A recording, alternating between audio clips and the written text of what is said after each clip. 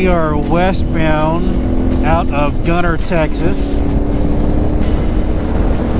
Gotta test a couple of things. First off, let me get up here and get some fresh air. I know that GoPro blocks the view and I don't do a lot of videos sitting, but I am on the highway. I'm running about 64, we get up to 65, kind of speeding, you gotta watch out. But I recently put a AltRider high fender kit on the bike. I put it on begrudgingly because I really like the low fender on the T7. But as much as I like it, I even dislike more having a front tire locked up, packed full of mud under the front fender. Becomes an issue. Some of you may experience that. But when the front tire doesn't turn, that's when the bike goes over, along with you with it. So I put the AltRider kit on, and it came with a good looking little fender. And I was kind of scratching my head at some of it. It was pretty small, and it had 4 holes in the back. It didn't appear to offer any type of radiator protection. But I thought maybe, well, perhaps there's some type of geometric advantage to this. Maybe there's some type of centripetal force that protects the radiator, and that this fender will be sufficient. Well, this is what the fender ended up looking like along with my bike after I let it ride.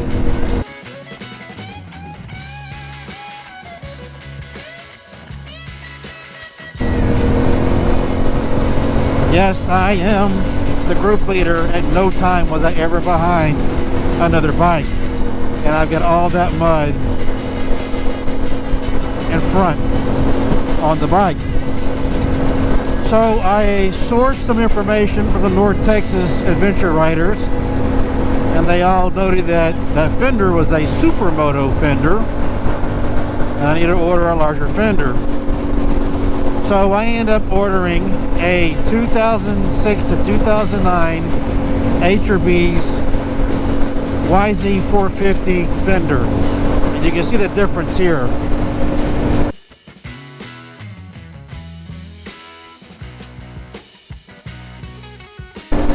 So now I've got this great big Daffy Duck fender. I'm doing 74, wanting to see if I'm feeling any type of resistance, vibration. I'm not feeling anything up there. I wouldn't really even know I had it up there. You can kind of see it up as I'm looking at it. There is some movement visually, but nothing that's really transferring the handling of the bike. I'm doing it over the 70s right now. It's feeling at 70. I think I'm doing 75. So that's good. And if you get that AltRider kit and it comes with a supermoto fender, it looks sharp, but just know it's not going to offer you any protection. This is the first time I'm riding with this great big Daffy Duck fender on the front. Again, the aesthetics of the low fender I prefer. But we're going to get off the highway here, and as you can see, it's raining again. So we're going to find some mud.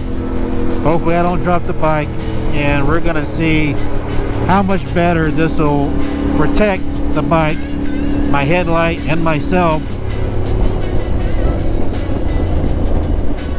in the mud. Sorry, I was watching for cars.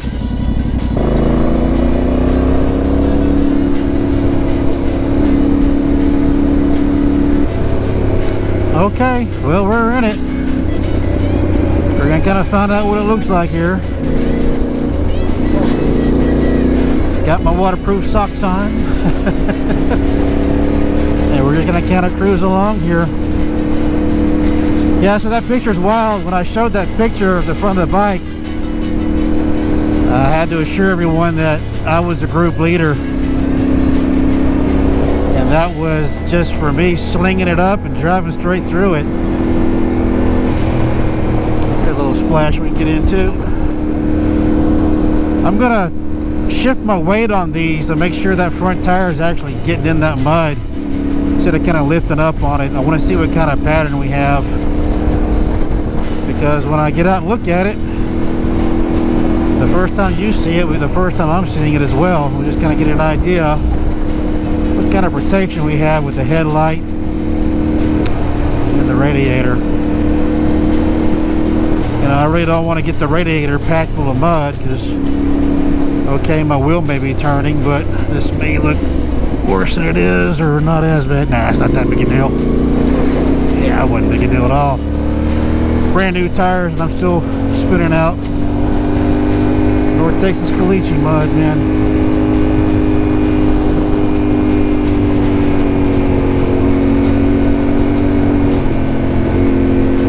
Let's see what we got here.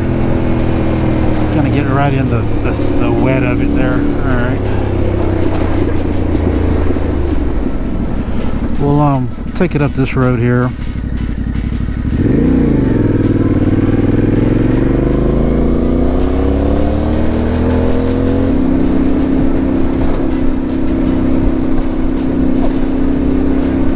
Yeah, we're all wet through here. Just for the record, when you see me riding through mud, I'm just kind of out testing stuff.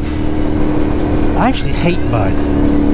Even when I was off-roading in my 4Runner and Jeep and stuff, I like crawling and exploring. Messing with mud, just not a big fan. This is wet for sure right here. Gonna hold what I got. So we get to the top of this hill, we'll take a look at it. Kind of gear down here.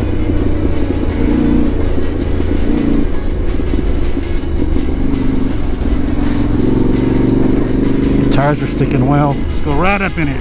Yep. Waterproof socks for the win again. I almost didn't wear them. I can feel that cold water on my feet. They're just a generic waterproof sock off Amazon. I think it was like 30 bucks. I got the knee highs, and I've got some shorter ones for spares.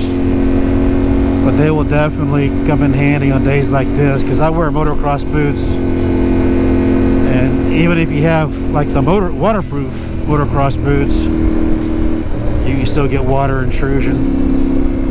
All right, let's see what we got on this. This is wet. Yep. Yeah, we're walking around on that for sure.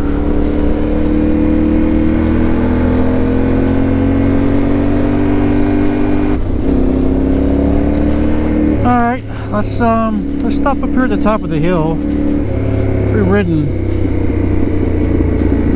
I don't know, 5 or 7 miles in the wet, on and off roads up here. Let's see if I can get this kickstand down without dumping the bike in the water over here. Alright, this will give you an idea what the old Daffy Duck fender looks like. Some people think the mixer bike looks better. I don't know, man. And you can kind of see the weather we've been having. Hopefully it burns off. I'm going to ride with a couple of buddies tomorrow. Not sure where we're going. But, is it an improvement? Yes. Is it magic? No. I don't have spray up and down the front of the cockpit here, which is good. I still have visibility with my headlights. I don't have it coming up over into my visor like I had some of it the faster I was going. As you can see here, this again is going to be a 2006 to 2009 YZ450 fender. Man, I'm sure you can use plenty of different ones. This is the one I got.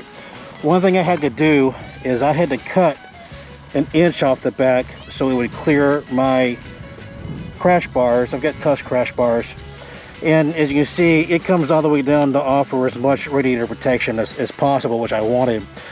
I don't know if it's doing that great of a job. As you can see, the radiator still got junk all over it, but I don't think you can prevent that. However, I can prevent rocks and, you know, mud clods from flying off the tire right here up into the radiator. And I've got that AltRider radiator guard on there.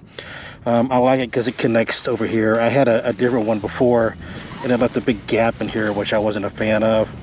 So to give you an idea, this cost me $25 from Rocky Mountain ATV. Again, no affiliation, I'm just telling you where I got it. It's an Acerbis, however you want to pronounce it. I think it's called Acerbis. But again, I'm going to chop this off. Basically, I just took a piece of painter's tape. I marked off 1 inch. I stuck it on a belt sander. I've got a fixed in place belt sander with a spinning disc. Just kind of worked it in there. And then I finished it off with files as well as some sandpaper. Kind of like you do a pack mired decelerator on a rifle stock. But anyway, that's it. Probably going to shut her down right now. I just want to give you an idea. If you do have a Tenere 700, I hope this tip helps. And again, it's not magic, but if you're trying to find a better way to make the AltRider work, this extra $25 will help you. And if it did do you any good, you wouldn't mind just hitting the like button, maybe subscribe. I don't put a bunch of fluff in my videos. I try to make them direct and to the point and just try to make them as useful as possible. So this is Josh with Off-Road Dad Life, and thanks for watching.